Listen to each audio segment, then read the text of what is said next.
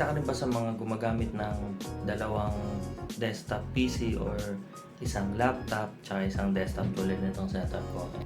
Siyempre naisip mo, di ba, parang ang hirap magpalipat-lipat ng desktop computer kapag gagamitin mo yung kabila and then gagamitin mo ulit yung kabila.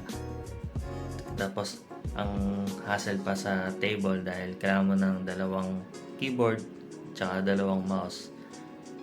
Pero, may isang way na para magamit mo both na desktop na meron ka or laptop is gumamit ka ng USB switch. Kaso, medyo pricey yun. Ngayon, tuturo sa inyo kung paano magagamit yung dalawa mong desktop PC or laptop without spending money. Kaya, tutok lang kaya. Pero bago lahat, kung bago ka lang sa channel ko, please subscribe to my channel para updated ka sa mga bagong videos na i-upload ko, okay? Ang una palang requirements dito sa gagawin natin is kailangan parehas yung desktop computer nyo and yung laptop nyo is parehas connected sa internet and isa lang din yung connection nila. Kasi kung hindi connected yung isang computer or laptop sa internet, hindi gagana yung application na i-install natin. Hindi sila magko-connect. So, yan.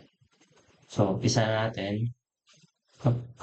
Una yung gagawin is search nyo sa Google, mouse without borders. Yan. So, then, makikita nyo dito sa Microsoft Store, yung application. Open nyo lang and then download. Then, save nyo kung saan folder nyo gusto i-save. Then, open nyo lang yung folder and yung application. Then, click. And then, next. Kaya, accept. Install. And, yes. So, wait nyo lang siya. And then, kapag okay na installation, may kita nyo itong nasa screen natin. So, finish nyo lang. And then, yes.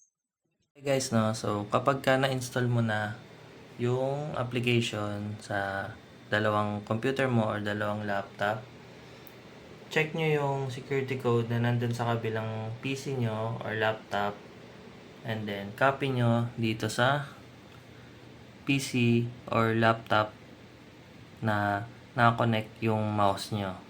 Ayan.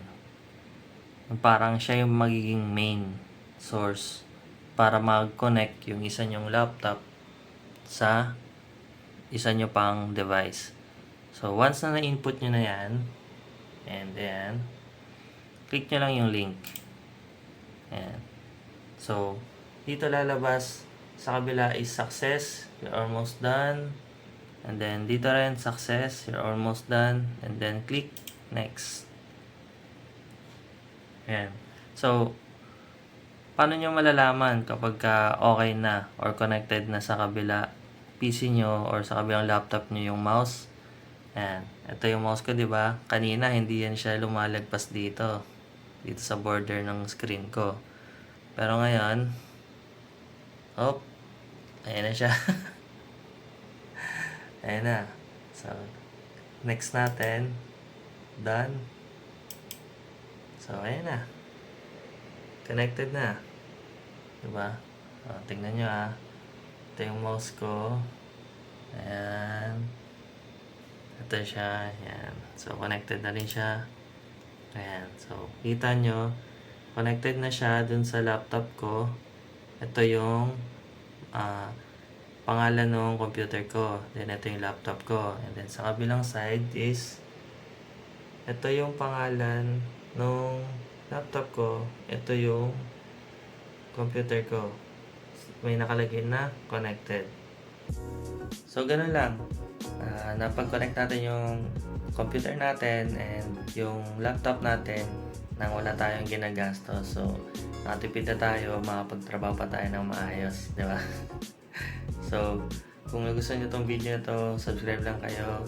Click nyo yung subscribe button para next time updated kayo sa mga video tutorials na ilalabas natin. Okay? So, see you sa next video natin. Bye-bye!